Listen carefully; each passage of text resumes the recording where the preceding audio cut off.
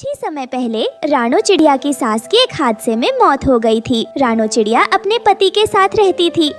बस बहुत हो गया। आज मैं नास पीटी चिड़िया को अपने घर से निकाल कर ही रहूंगा। कितनी खराब चाय बनाई है इसने। थू थू थू।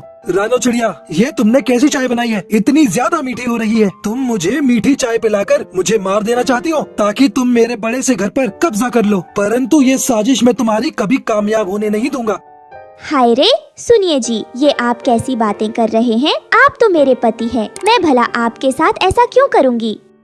बस बस चिड़िया, अब तुम इस घर में नहीं रह सकती। निकल जाओ मेरे घर से फौरन। इतने सालों से मैं तुम्हें झेल रहा हूँ, लेकिन अब और नहीं। चलो मेरे घर से निकल जाओ फौरन।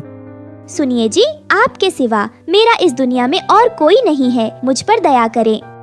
पापा, मैं मम्मा के साथ रहूंगी। आप बहुत गंदे हो। हाँ गुड़िया चिड़िया, तुम भी अपनी माँ के साथ निकल जाओ मेरे घर से। ये कहकर वो उन दोनों को घर से बाहर निकाल देता है।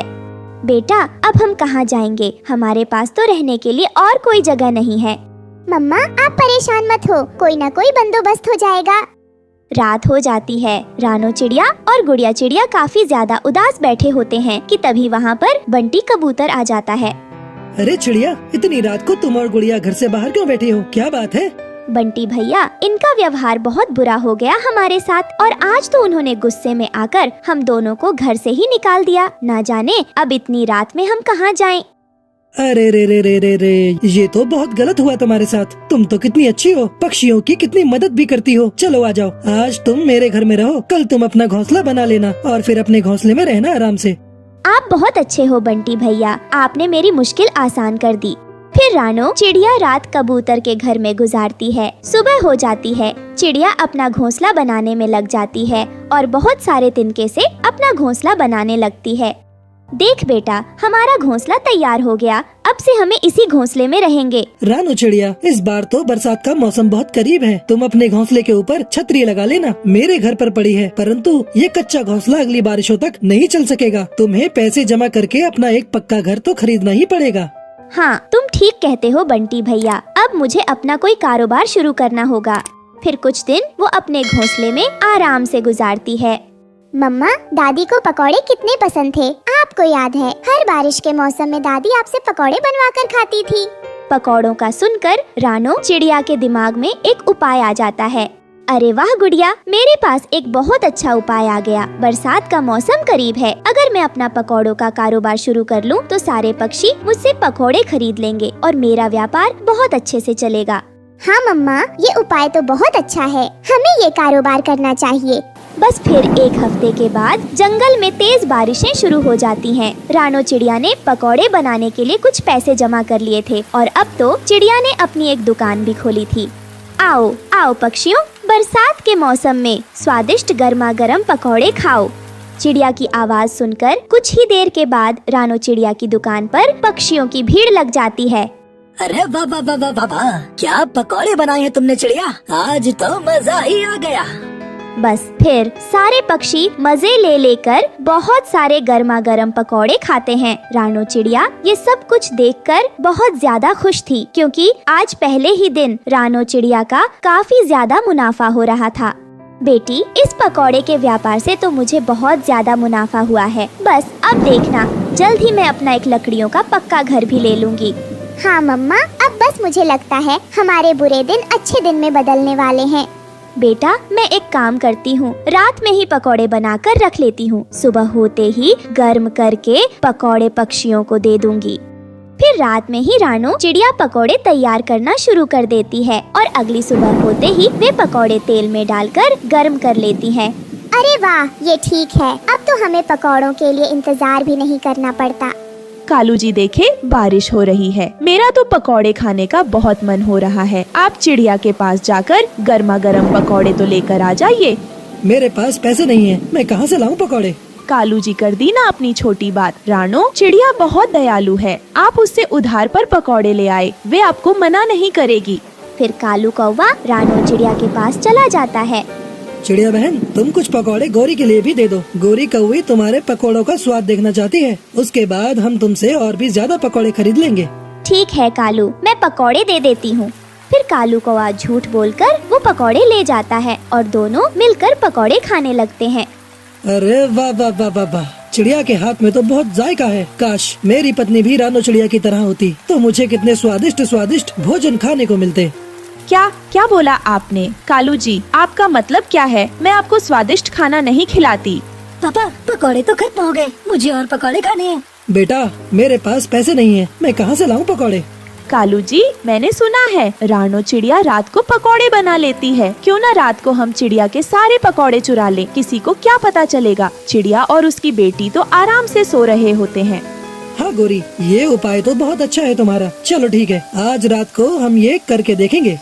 रात हो जाती है। कालू कौवा और गौरी कौवी रानो चिड़िया के घर के पास आते हैं और खिड़की से देखते हैं तो चिड़िया और उसकी बेटी तो आराम से सो रहे थे। बस फिर कालू कौवा और गौरी कौवी घर के अंदर आ जाते हैं और पकौड़ों से भरे बर्तन उठाकर फौरन वहाँ से भाग जाते हैं। अगले दिन सुबह रानो चिड़िया ये सब कुछ देखकर बहुत ज्यादा परेशान हो गई थी।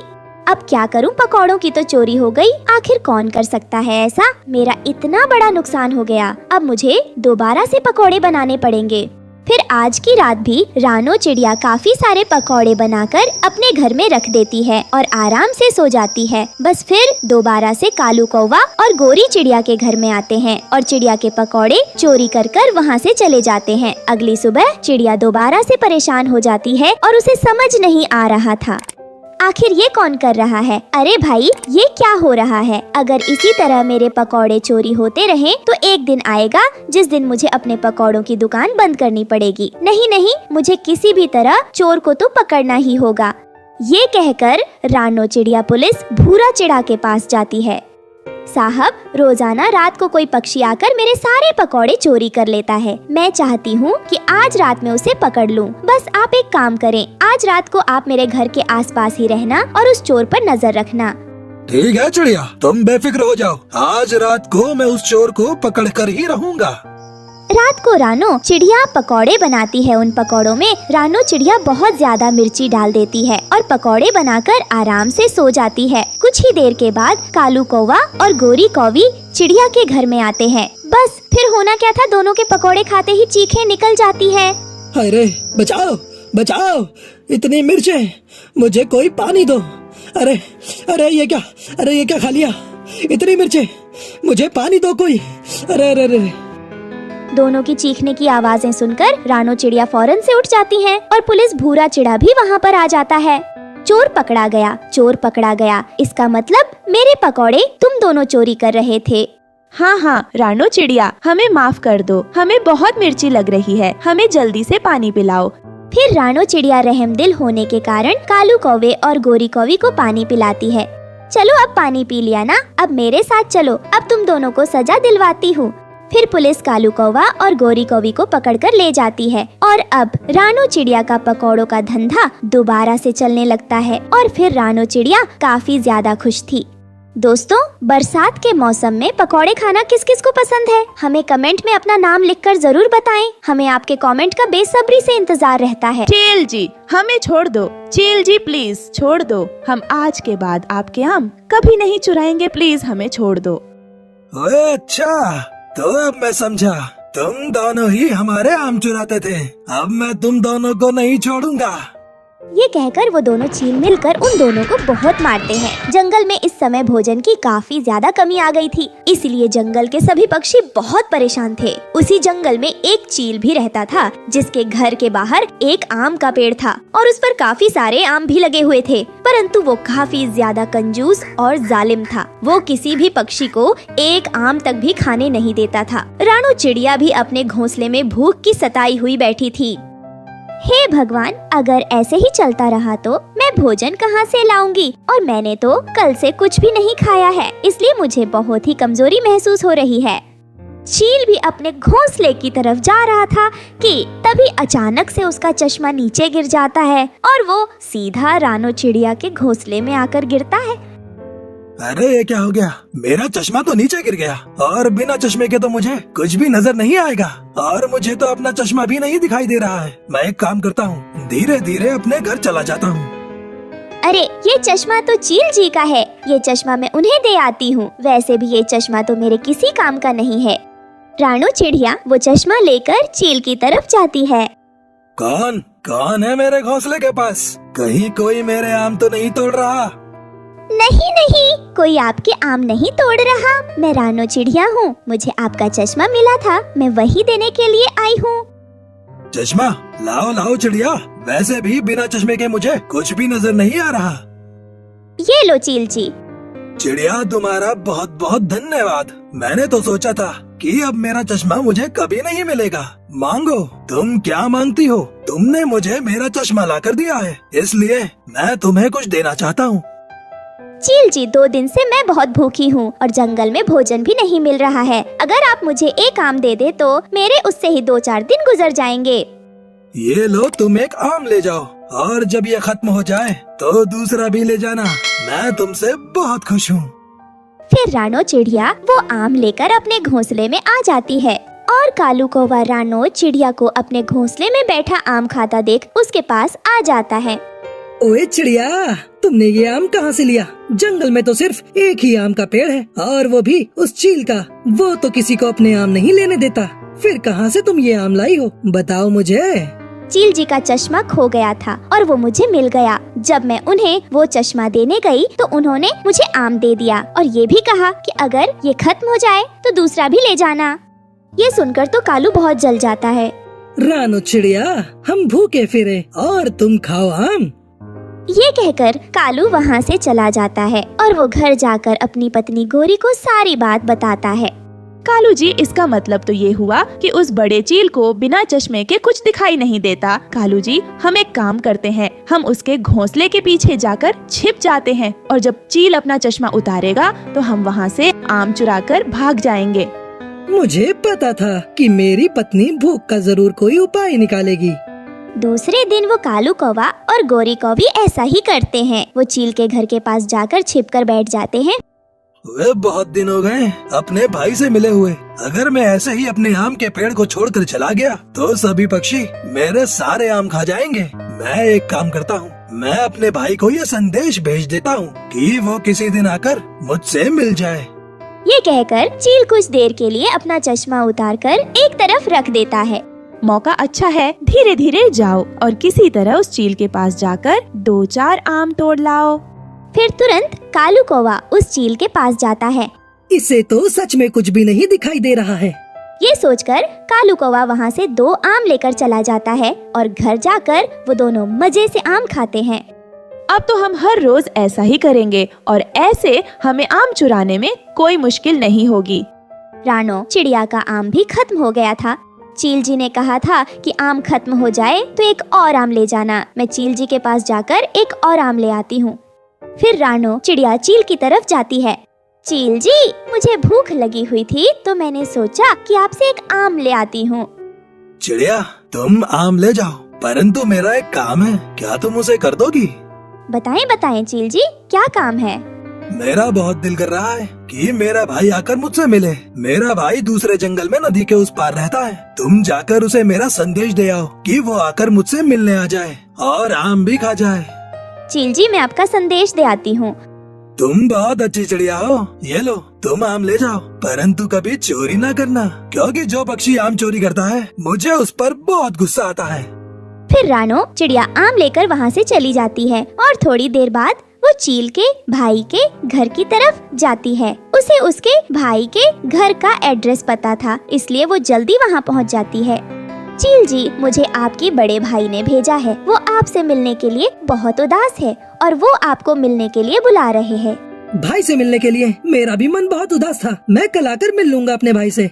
वहीं गोरी कौवी और कालू तो आज भी छिपे बैठे हुए थे। जैसे ही चील अपना चश्मा उतारता है तभी गोरी कालू से कहती है, कालू जी, 1-2 आम खाने से मेरी भूख कम नहीं होती, इसलिए आज आप ज्यादा से आम ले आना।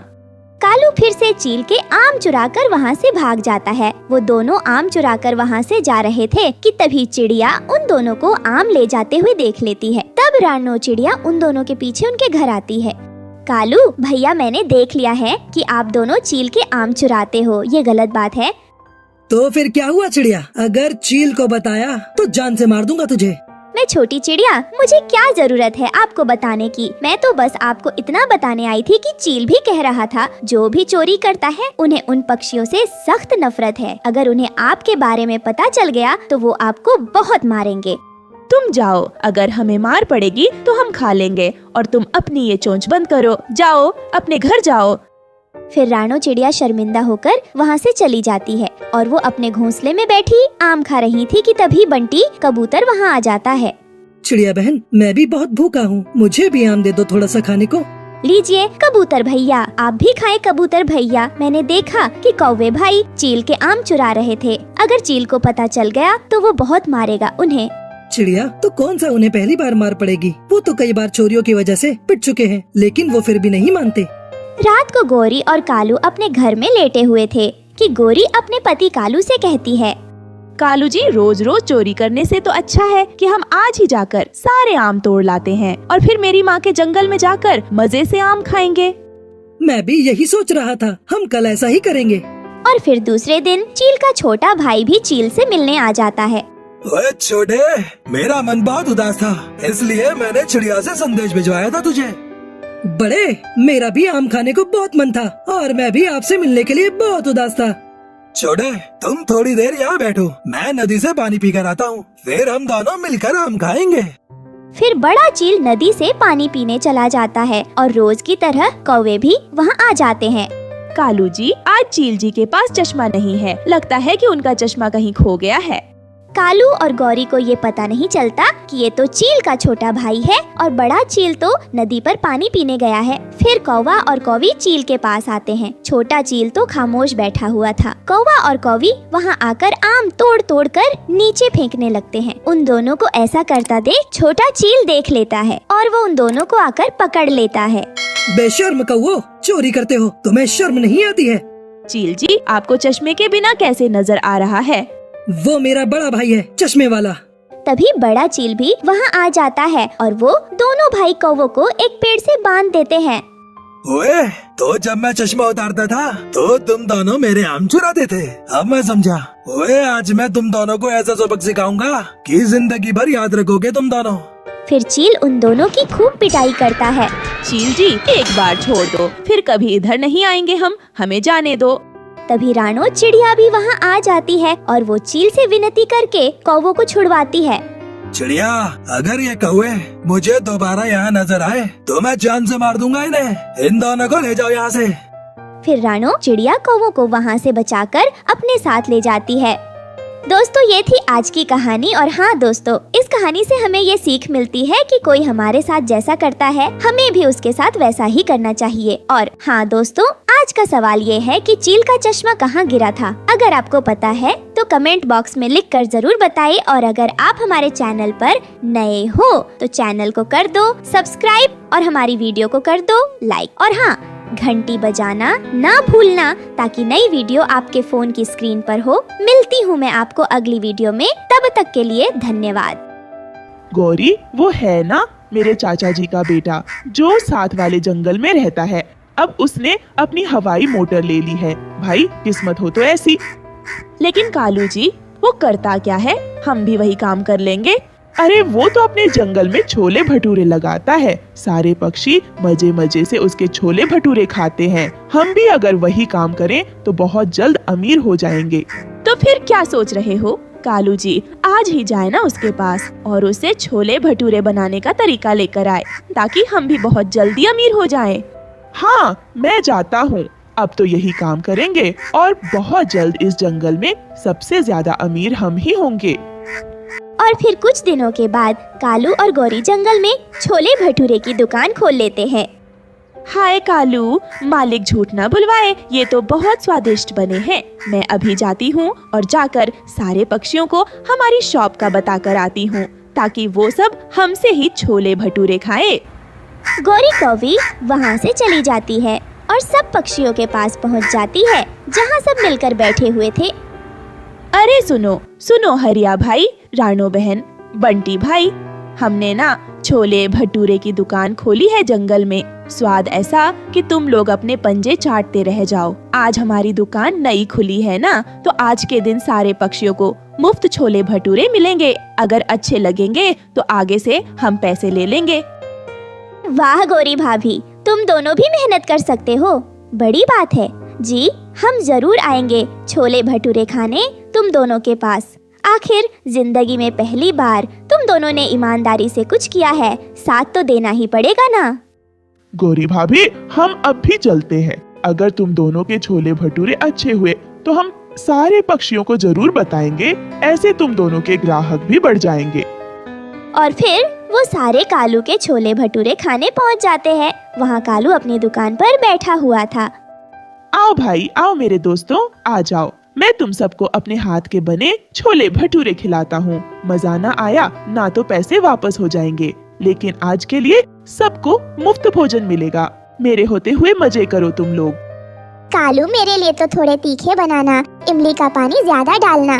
तुम्हें तो पता है तीखी चीजें मुझे कितनी पसंद है। और हाँ, मिर्ची भी ज्यादा डालना। कालू सबको एक एक प्लेट छोले भटूरे की दे देता है। सारे खाकर बताओ कि कैसे बनाए हैं मैंने ये छोले भटूरे। सब अपनी अपनी प्लेट में से खा लेते हैं। वो तो वाकई बहुत ज्यादा स्वादिष्ट थे। वाह भाई कालू, तुम तो बहुत जाने माने पकवाई लगते हो। बहुत स्वादिष्ट बने हैं छोले। मुझे तो लगता है अब तुम्हें दूसरे जंगल में भी दुकान खोलनी चाहिए भाई, बहुत चलेगी तुम्हारी दुकान। कालू, मुझे लगता था कि तुम तो बस मक्कारियों में अव्वल हो, लेकिन भाई तुम तो पकवाई भी बहुत अच्छे हो। मैं तुम्हारी दुकान के बारे में सबको जरूर बताऊंगा। गौरी कौवी को कालू की इतनी ज्यादा तारीफ भला कहाँ हजम होने वाली थी। टैलेंटेड तो होगा ही, आखिर पति किसका है। गौरी की बात सुनकर सब हंसने लग जाते हैं। कालू भाई, आपके छोले वाकई में बहुत मजे के हैं। हम सारे पक्षियों को आपके बारे में जरूर बताएंगे। और ऐसे कालू की दुकान पूरे जंगल में मशहूर हो गई थी। कालू के पास दूर दूर से पक्षी छोले भटूरे खाने आते थे। अब तो इर्द गिर्द के जंगल में भी कालू के छोले भटूरों की धूम मची हुई थी। लेकिन कालू भी एक नंबर का बेईमान था। उसे ये सब ईमानदारी और शोहरत रास नहीं आई। गौरी, अब हम बहुत फेमस हो गए हैं। पहले तो हम सब अच्छी चीजें डालते थे, भटूरों के अंदर तेल अच्छा इस्तेमाल करते थे, मसाले अच्छे, सब कुछ अच्छा। लेकिन अगर हमें मेरे चाचा के बेटे की तरह अमीर होना है तो हमें 2 नंबरी करनी पड़ेगी। मैं एक सेठ चील को जानता हूँ जो 2 नंबर का तेल और आटा देता है। हम उससे सस्ते में सब ले लेंगे और यहाँ महंगे में सब कुछ बेचेंगे। फिर हम बहुत जल्दी अमीर हो जाएंगे। बात तो सही है कालू जी। ऐसे तो हमें एक प्लेट के पीछे 1 या 2 रुपए ही बचते हैं। अगर हम घटिया चीजें डालेंगे तो बचत ज्यादा होगी। और फिर ऐसा ही हुआ। कालू ने अपने छोले भटूरे गंदे ऑयल में बेचना शुरू कर दिए और छोलों में भी हर चीज सस्ती से सस्ती डालता था। सारे पक्षियों ने उससे शिकायत की कि अब उसका स्वाद गिरता जा रहा था। लेकिन कालू बहुत ज्यादा चालाक था। आगे से मैं ध्यान रखूंगा स्वाद का। एक दिन कालू के पास जब तोता खाना खाने आता है। अरे कालू, एक प्लेट छोले जरा तीखे करके लगाना, बहुत भूख लगी है। छोले भटूरे की एक प्लेट तीखी करके कालू उसे देता है। लेकिन तोते को इस बार जरा भी मजा नहीं आया, क्योंकि कालू ने सारी चीजें ही 2 नंबर की डाली हुई थी। अरे कालू, ये क्या है? आपका स्वाद तो बिल्कुल खराब हो गया है। जरा मजा नहीं आया इस बार। अरे जाओ जाओ, इतने मजे के तो है। तुम्हें पता नहीं कौन सा मजा चाहिए। खाने हैं तो खाओ, वरना चलते बनो यहाँ से। तोता वहाँ से लड़े बगैर चला जाता है। लेकिन कालू के छोले भटूरे खाकर तो उसका पेट खराब हो जाता है। जब दर्द के मारे उससे रहा नहीं जाता तो वो फौरन से डॉक्टर कबूतर के क्लिनिक पर पहुँच जाता है। डॉक्टर कबूतर के पास तो आज बहुत ज्यादा भीड़ थी और बहुत सारे पक्षी उनके पास आए हुए थे। डॉक्टर जी, मेरे पेट में बहुत दर्द है, कृपया करके मुझे कोई अच्छी सी दवा दे दे। हाय, नहीं तो मेरी जान ही निकल जाएगी इस पेट दर्द से। आओ आओ, कहीं तुमने भी तो कालू के छोले भटूरे तो नहीं खाए? मेरे पास कल से बहुत ज्यादा मरीज आ रहे हैं और सबका पेट ही खराब है और उन सब ने कालू के छोले भटूरे ही खाए थे। डॉक्टर कबूतर तोते को दवा दे देते हैं और उसका पेट ठीक हो जाता है। लेकिन दूसरी तरफ कालू अपने लालच में अंधा होकर सबको ऐसे जहर खिला रहा होता है जो भी उसे कुछ कहता वो आगे से लड़ पड़ता था। और फिर यूं हुआ कि सब पक्षियों ने तंग आकर कालू के पास जाना छोड़ दिया। अब वो और गोरी कौवी सारा दिन अपनी दुकान पर बैठे रहते थे और मक्खियाँ मारते रहते। गौरी, ये क्या सबने ही हमारे पास आना बंद कर दिया है? मुझे लगता है अब हमारी दाल यहाँ गलने वाली नहीं है। अब हमें किसी दूसरे जंगल में जाकर ये गंदे छोले भटूरे बेचने चाहिए। यहाँ तो अब हमसे कोई भी नहीं लेगा। ठीक है कालू जी, कल हम किसी दूसरे जंगल में चले जाएंगे।